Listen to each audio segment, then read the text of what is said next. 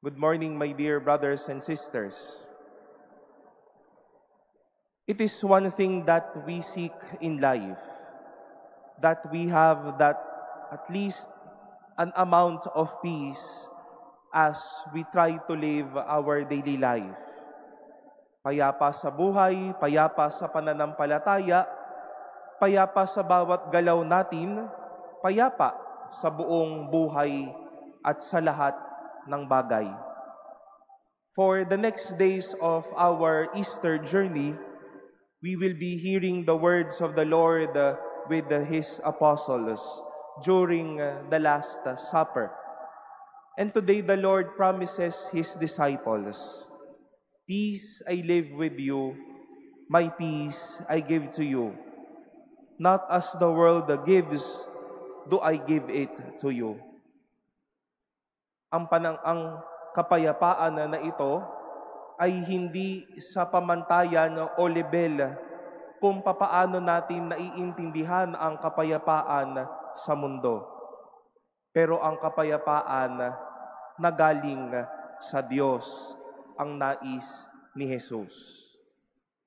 Peace here, my dear brothers and sisters, would not only mean that we are stable, we are confident, we are serene, we are in a stable or peaceful relationship with another person. Peace here knows that you have a God with you. Hindi lang dahil tahimik, walang kaaway o walang masama. Payapa ka dahil may Diyos ka sa iyong piling. This is the peace that Paul and Barnabas brought with them during their mission.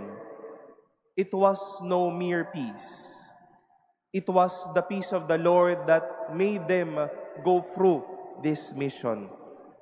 Ang kapayapaan para sa kanila at sa karanasan natin ay hindi lamang yung nahihimlay o kayang pahimlayin ang ating puso, pero nagpapalakas din ito ng ating kalooban.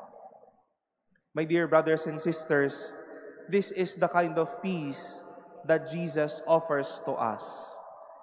A peace that is not only a word, but it is something that you bring with you.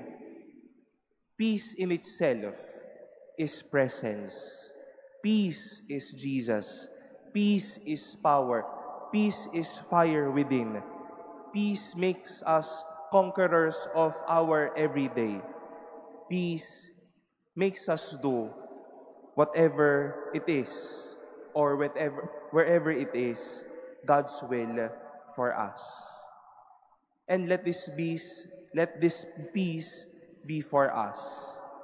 A peace that is not only temporary, but a peace that lasts. A peace that is Jesus. A peace that fires us to continue and to move forward with our daily mission.